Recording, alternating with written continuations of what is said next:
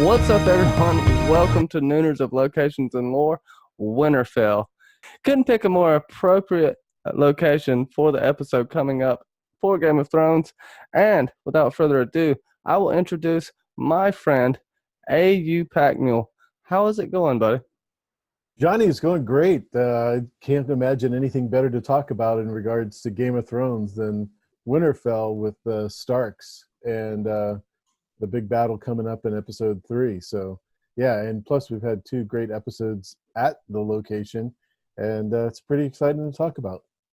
Yeah, I don't think anyone is going to live, but no, I'm kidding. It's going to be pretty devastating. And I know Claire Gray was talking about Dany cutting bait and running at the side of the Night King and possibly just not fighting. I think that'd be an interesting scenario. But we won't get into that yet. Everyone, hit the buttons down below. Like, share, subscribe, all of that jazz. Special shout out to my patrons. Thank you so much for everything you do. Much love. Give you a nice shout out at the end. Um, with that, AU, I always ask everyone this. Why did you pick Winterfell? I mean, it's kind of. No, that's a great question. It's where it all began, and it's one of those things that we have so many mysteries in regards to this location. But before we get into those and the specifics, I do want to say, please, if you could share this with a friend, Johnny would really appreciate it. This is a great topic that we're going to talk about. I know it's going to be a great episode. Bring some other people into the channel, and please subscribe to Johnny's channel. He works so hard. I've known him for a while now, and I don't think I've known anyone who works as hard and is dedicated to Game of Thrones as Johnny B. Crazy. So thanks for having me on again. But as far as this specifics, we can start with the name. I mean, that's the obvious part. Winterfell.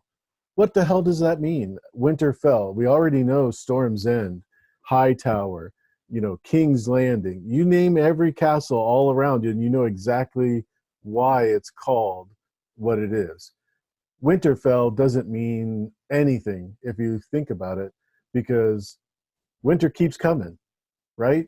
Matter of fact, that's the name of the words on the banner of the House Stark. Winter is coming. So how can winter be coming if winter fell? Please tell me that. Well, maybe it fell at one point in time, and hell if I know, AU. It makes me think of about the Borrow Kings, possibly, Mm-hmm. being the first Night King, so to speak, or others, and that being why they had the Thousand Years' War.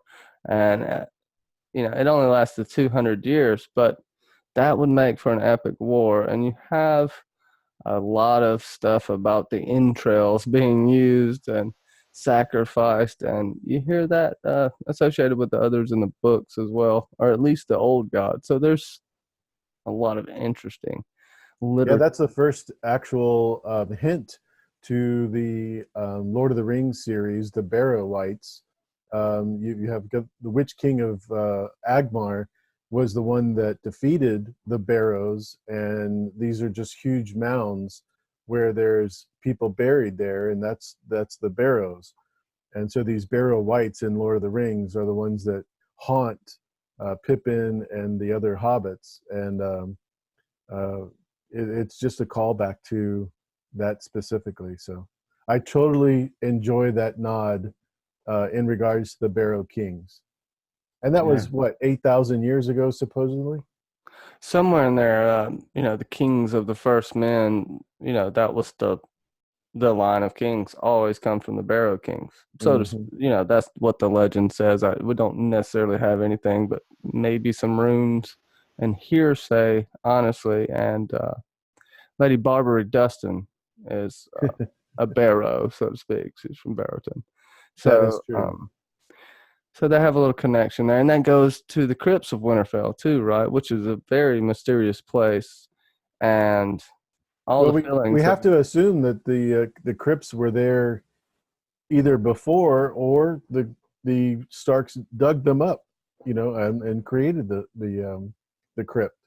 Um, my thought is that they were there way before. So Or it could have been some natural formations, albeit fireworm tunnels, which is a tenfold theory, or just, natural holes from old lava formations, or I don't know what you would call it. I'm Yeah, I sure. live in Washington State near the Cascade Mountains, the Olympic Mountains, which is part of the Pacific Rim in regards to volcano activity.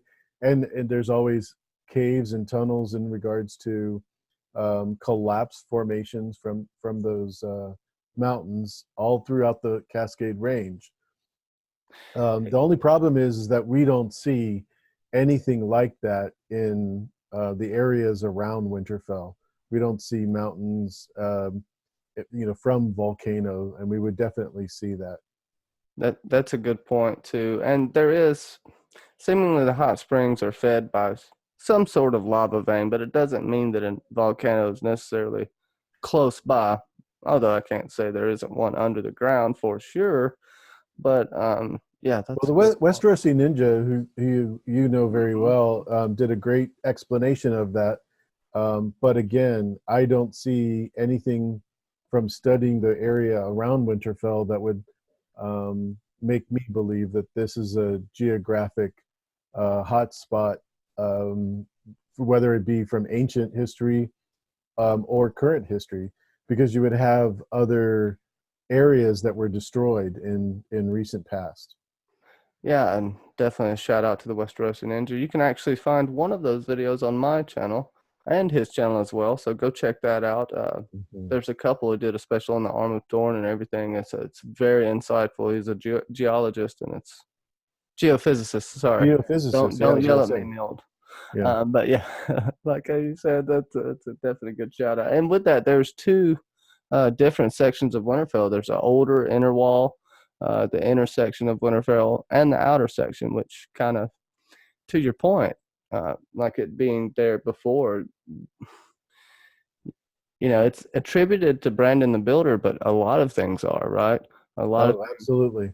One of the things that's pretty common with Brandon the Builder is that he has smooth, round towers.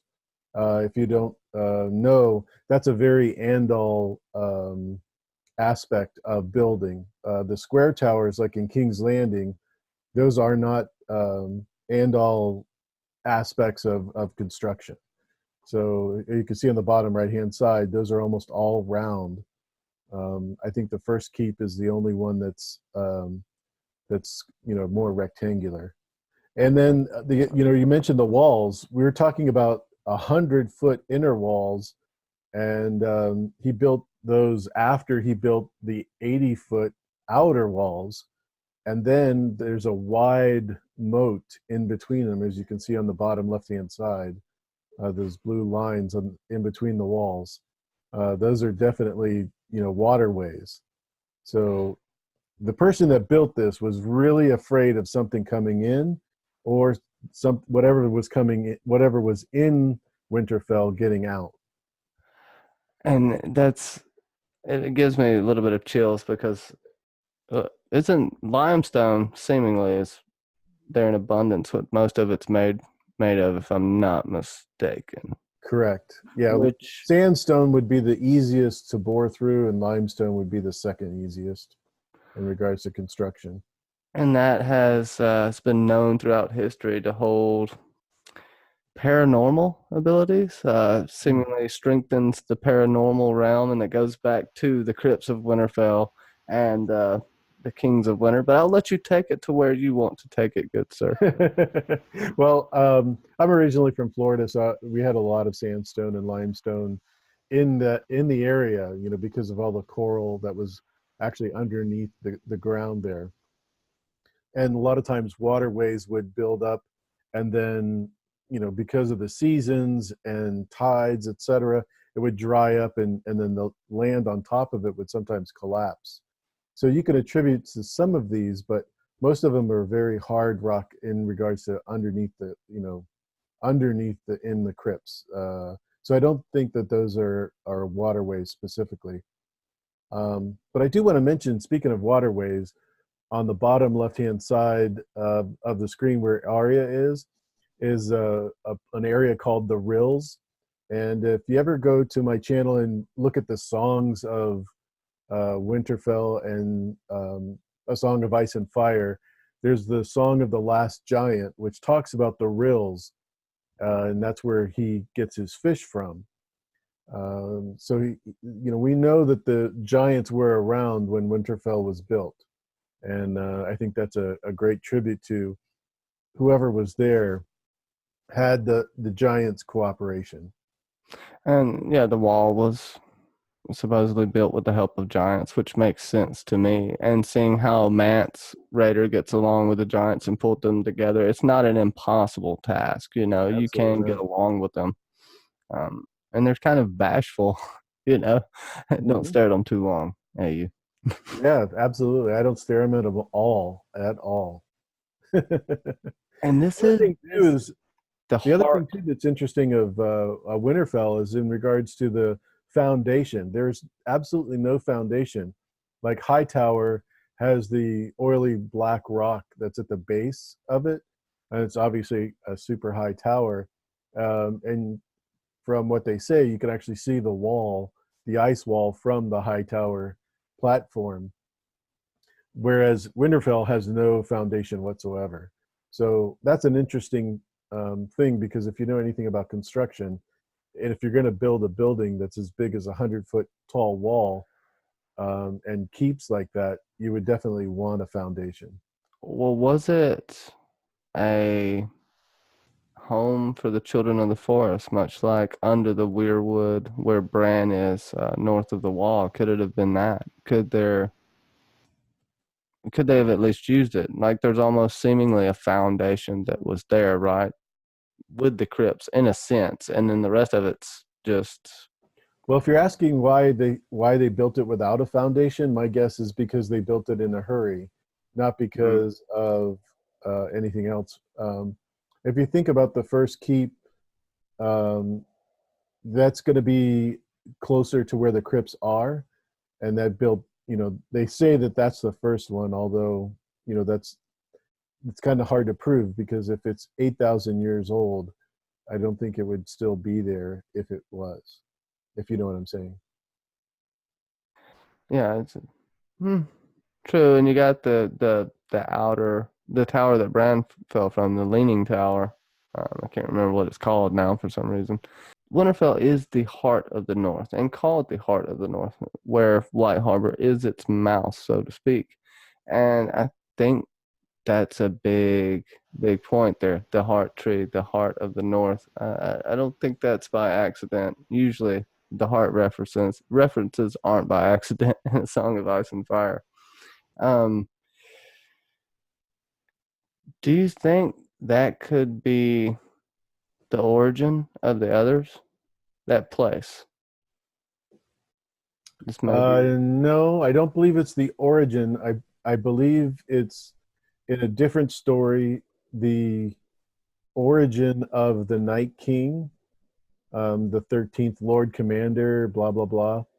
Night That Fort. that fell in love with the Night Queen.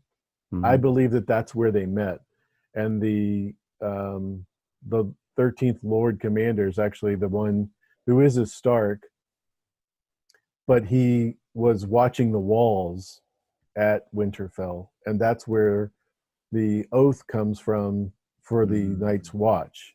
Is because if you also listen to the same song that I was referring to in the previous comment about the last of the giants, in that song he mentions that the people built walls in his valley, and so that's another indication that there were walls um, during that time that the song was written. And so we have the rills, we have the walls, we have the Night King story, and we also have the fact that there was a definite connection between the Starks and the old Night King story. Um, so that's why I don't believe it was at Castle Black or Nightfort. Yes, I'm sorry. No, it's okay. It's there's so many things to remember, and that, and Tolkien too. So your mind has to be a jumble, my friend. I feel like this is a little off topic, but the Night King and the Night's Queen, they had a Craster type situation with sacrificing babies to the others, and it's hard to go Absolutely. from there. Are you going to go with the show and you know, did the Children of the Forest make them? I think so. But what led up to that event? They say it's just the warring, but it seems like something else happened in between there because there's a lot of things that were built. There's a lot of pacts that were made before, and the Starks claim this nothing but First Men heritage. Hmm. And they take this from the Borrow Kings. I think this is something, and like you said, with the Andals and the Round Towers, it makes a lot of sense that they would want to kill that through propaganda to take over a region, and then just claim that they're the first men because you hear this throughout the book. Oh, everybody can claim they're a first man because Sure, because they interbred everybody with came everybody. after them, right? Yeah, good point. Yeah, there is no confirmation in regards to the Starks being um, first men, other than the fact that that's what we've been told.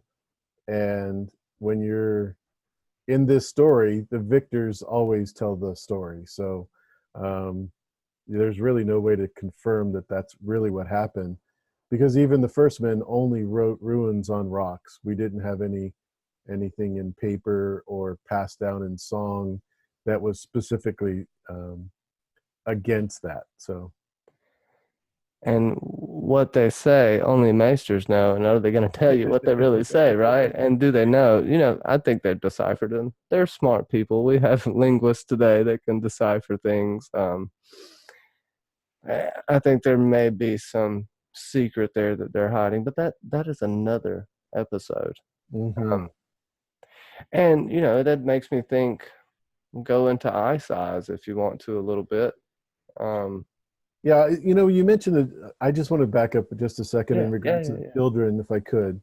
So, in regards to the children of the forest, I think I've mentioned this on your channel before, and if I haven't, I've done it on mine.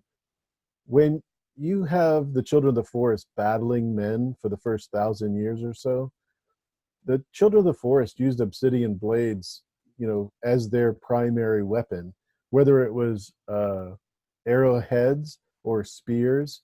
They used they used obsidian blades. So to have a children of the forest put a blade in the heart of a man and turn him into a night king is very strange. That would be what catapulted them into making this night king, because if you are warring against somebody that has no armor, because all they had was leather armor, um, it would have easily been a weird situation where something would have happened and a spear gotten into the heart, or an arrow accidentally hit somebody in the heart. That would have happened, a million times. The only thing I can really say is they cast a spell on it first. Yes, Um, yes. and that's Oogly still boogly, possible. oogly boogly, But I think oogly it's going to be boogly. a little different in the books, right? I don't think we're going to have the same. There's going to be a ceremony, I believe, but I don't know if it'll be shoving the dragon glass because we got cold hands, and there's no evidence that it is like in the show where they turned me back the same way you did. I think Blood Raven just kind of rose him up the same way the Night King rises people up, right? Yeah, absolutely. And I think the also the in regards to the spell, you know, why wouldn't you make more than one? Uh, you know, um, if it is the special spot that they picked, I just find that these children of the forest have no real power to make a night king, and I think in the prequel show that we'll get hopefully next April, that we'll get an answer to that, because that's the way they advertised it, is that we will get what the real story is in regards to the long night. I hope so. I feel like it'd be more of a man created his own destruction, is what we'll find out in the end, a little more. Then sure, the children of forest probably aided it, maybe told this dude, the last hero, something to do. This weird ritual or some kind of adventure that ended up being turned into Gollum in a sense. Not to, I was actually You watching just Lord of love the Rings today. you just love doing that, don't you? Yeah, We I have had to throw it in there. we have Gondor, which is King's Landing, and Winterfell, which is Helm's Deep. We have the Dothraki, which is the Rohan. It's just amazing all the combinations of this. Jon is the lost king of Aragon instead of Aegon Targaryen. So it's just I know, uh, right? uh, the red eye of Sauron is actually Euron's red eye. So there's just so many great combinations in that story. You can also give Blood Raven that moniker, and even Bran. But then you have the literal within Euron. I think that's probably me getting it wrong, but who cares? Um, Winterfell's been the place of many stories. You said the Bell, the Bard story, right? And then Hmm. we have the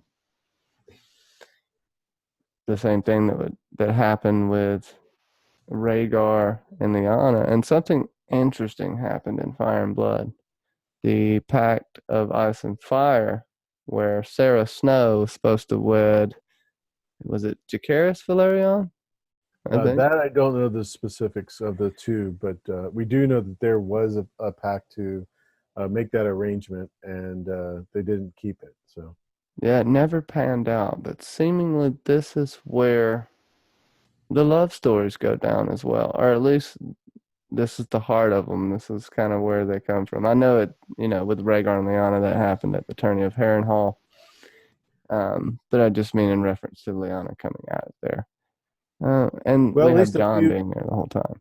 I was going to say we have a few moments of hanky panky going on in the crypts of Winterfell, right? Yeah, yeah. We were talking about Winterfell and some of the things that happens at Winterfell and some of the sayings, like there must always be a Stark in Winterfell. We know that hasn't happened all the way through, but we do know that there are maesters that have always been at Winterfell, and they all are in charge of the castle. So one of the things that's really interesting is before the beginning of A Song of Ice and Fire, we know the story of Ned's father and brother going to King's Landing and dying there. But before that, we know that Ned's mother is gone, and there is no maester at Winterfell. There's the maester that we know, Lewin, didn't come in until Catelyn Tully came there with with her child. So we've got a brand new maester, we've got a brand new lady of Winterfell, and we have a brand new lord of Winterfell, the Warden of the North. So there is something that's going on with that specific time frame. If you think about it, it's also when we started getting Craster submitting his children, his sons, to the Night King. And, Mm. there is something that's interesting there. I do think there's a direct connection between the Night King and the others movement, um, and also with the Winterfell changing of hands. Yeah, and you got to think some knowledge was lost at that point too, that would be passed down throughout the family. Ned was fostered at the Eyrie. He wouldn't Correct. get some of the stories you would normally get when he come back home. Um, and the Maester not being there, not being able to pass down the last knowledge to the next Maester. Yeah, they write stuff back to the Citadel, but it's not the same. Maesters vary on what they write as well, and it makes me go back to thinking about the uneasy eyes. Anybody that's not a Stark that goes down into the crypts has a horrible feeling. But the kids are fine. They play down there, they sleep down there. You know, it, so it's not scary except to people that aren't Starks, especially John. He has nightmares about it. Hmm. And I think about the swords that are dissolved. And John says, are the ghost of Winterfell out?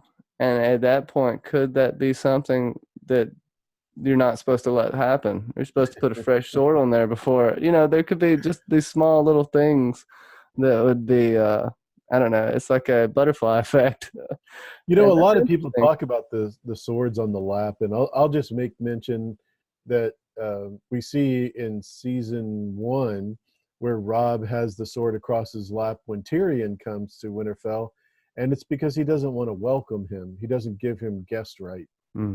which means that anything can happen to Tyrion, and he knows it, so he leaves. And that's what happens with these, Starks, the statue Starks. The Kings of Winter are in the crypts, and they have a blade across their lap, meaning you're not welcome here. What does that mean?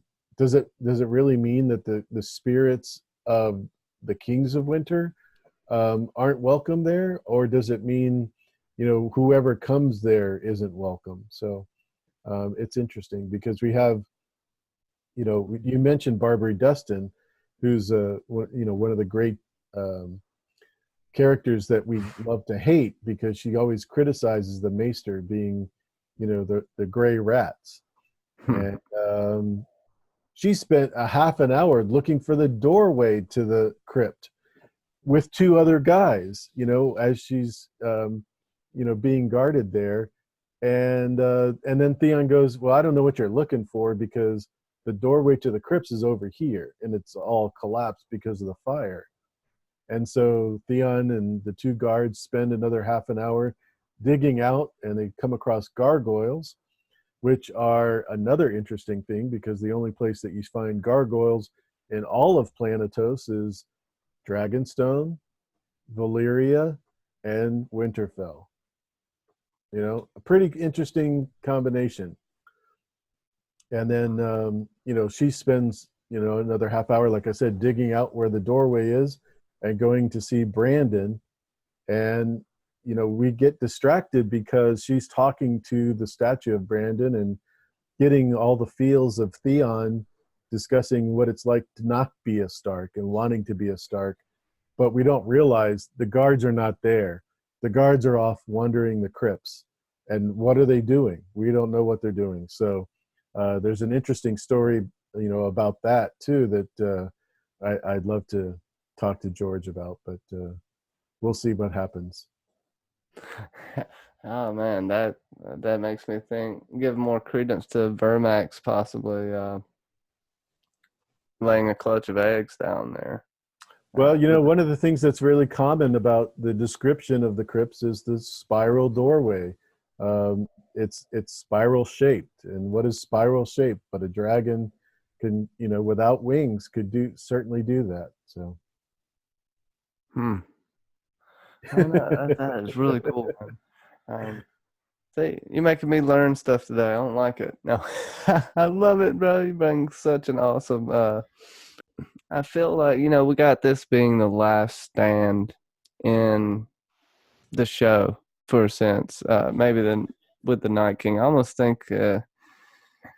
Well, they have me believing that it's going to end here in the third episode, but there's a chance that I think they're going to have to get the heck out of there.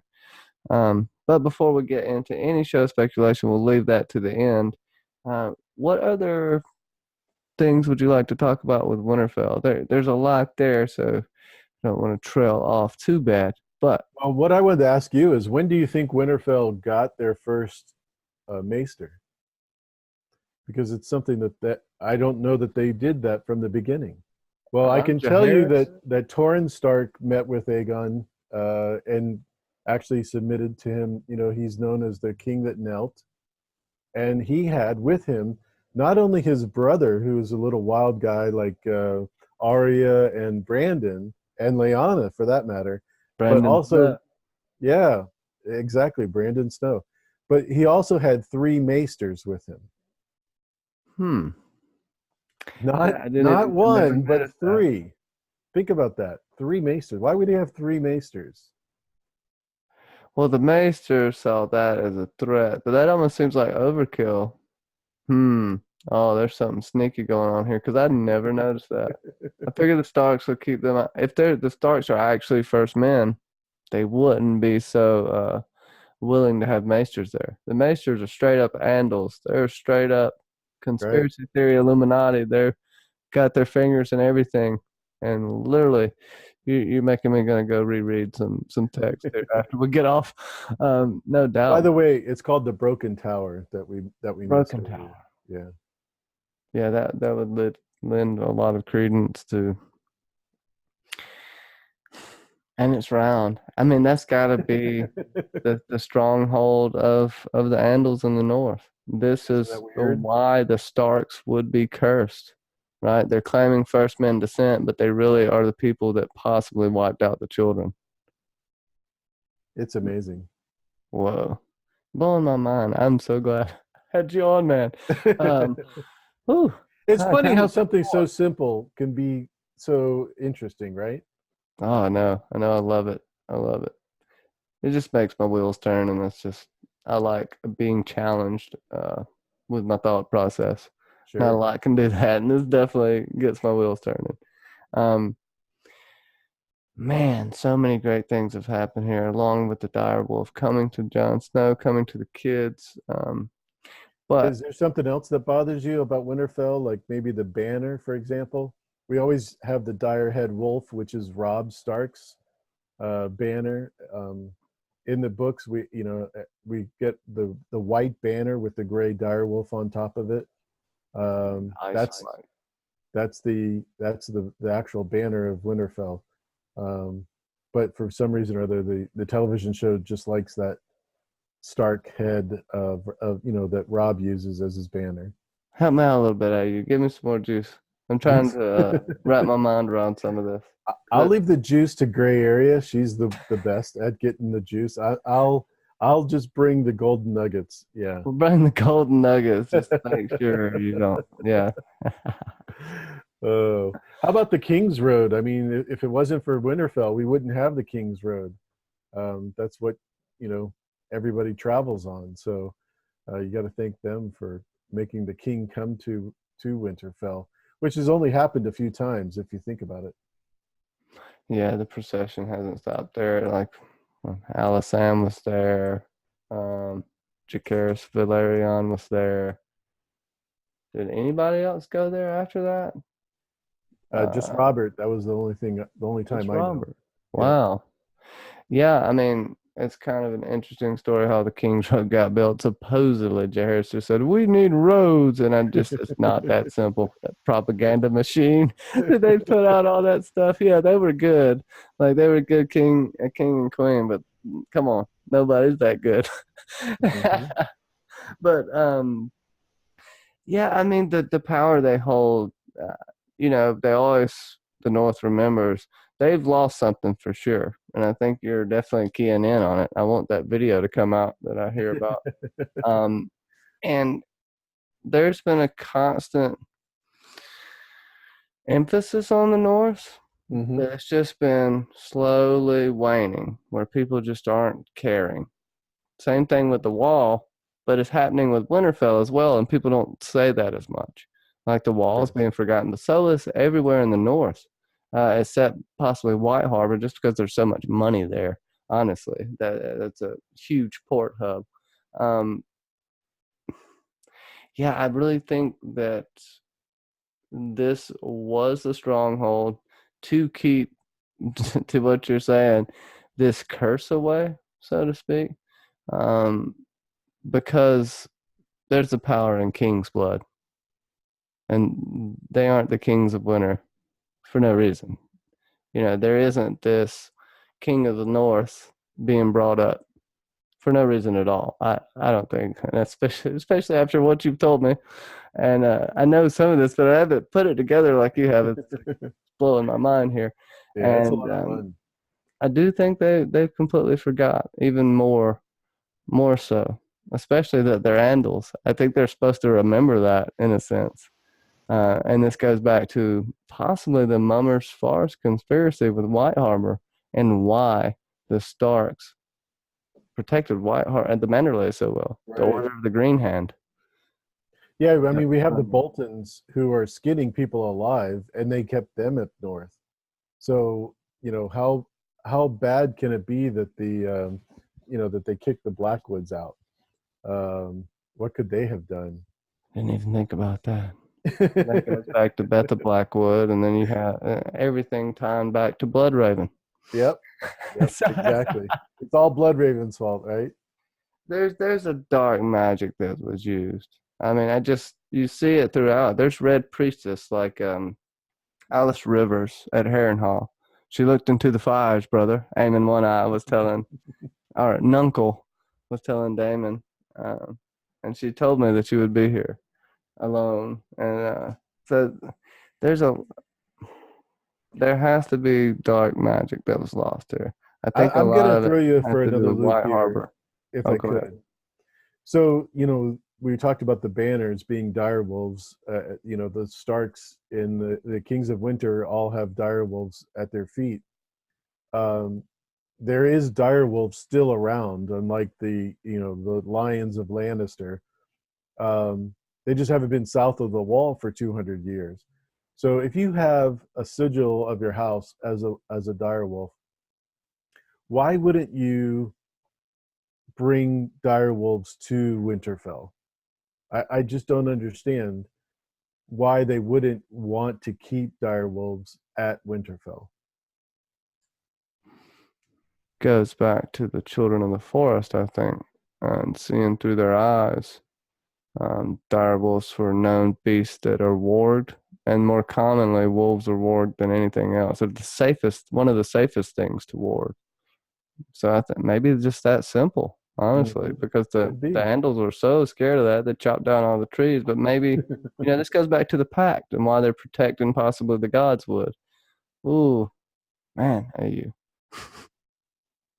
keep going. Just tell me everything you know. I'm Yeah, seriously. No, I gladly share anything I know with you. I'm not going to give you all the juice, as you say, but I'll lay down some gold nuggets, no problem. well, really quick, kind of to what I was saying about this, kind of going back to White Harbor and the Wolf's Den, Maester Theomore. 1,000 years before the conquest, a promise was made, and oaths were sworn in the Wolf's Den before the old gods and the new. We were sore beset and friendless, hounded from our homes in peril of our lives. The wolves took us in and nourished us and protected us against our enemies. The city was built upon the land they gave us. In return, we swore we should always be their men, Stark men. Uh, and this goes back to Manderley saying they just paid gold to get there like that. No, man. No. And the Mummers farce. They keep talking about that. Shout out to Fake Aria Bravosi broadcast. Go check it out. We were going to expand on this Mummers farce conspiracy because it permeates throughout all of the realm, honestly.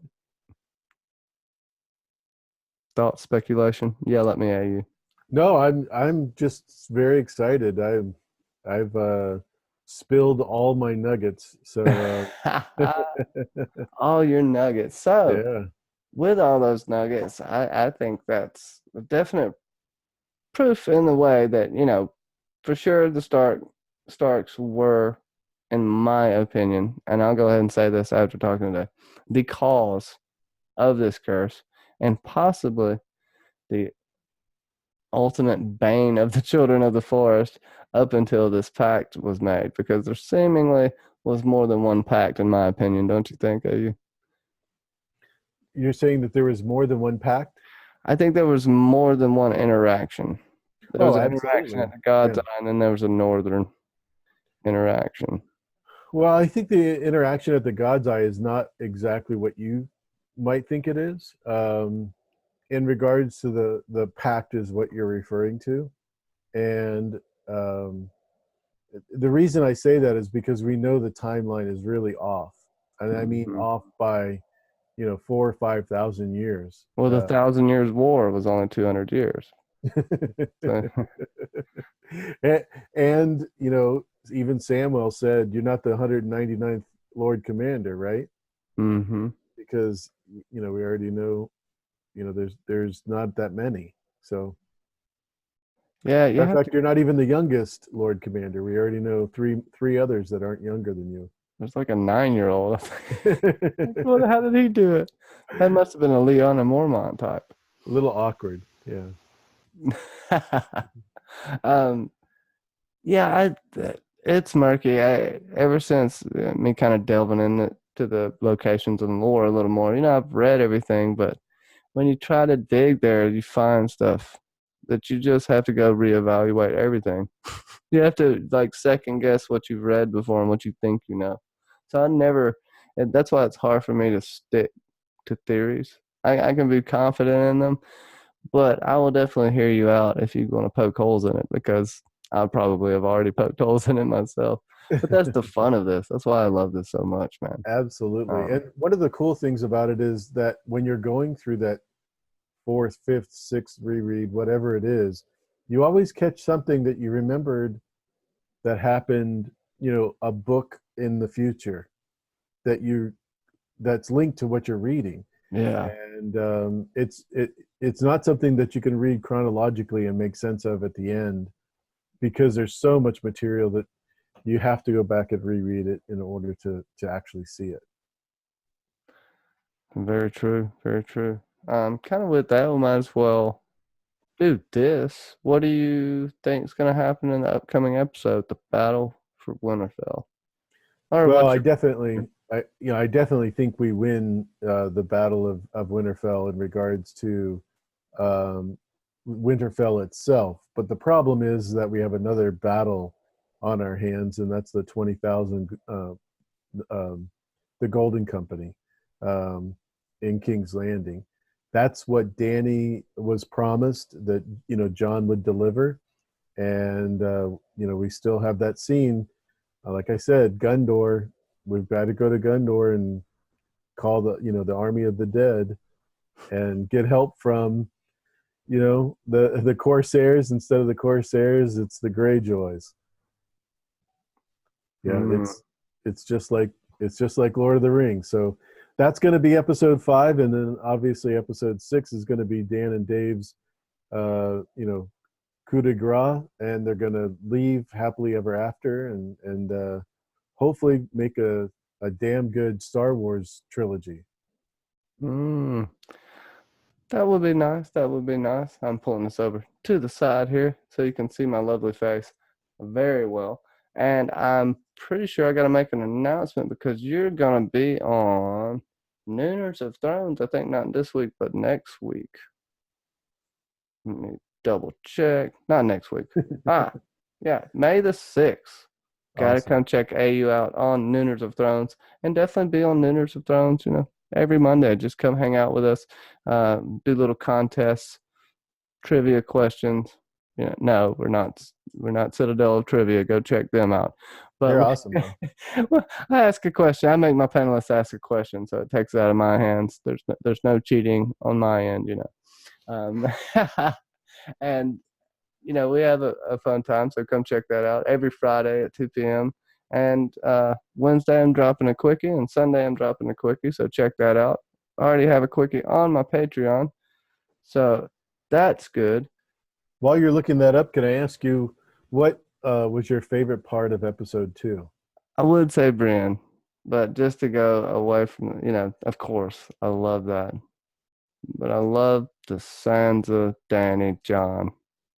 Um, it's kind of hard for me to choose between like Sansa standing up for the North and then Danny taking her hand away, like, oh shit, it's gonna get real.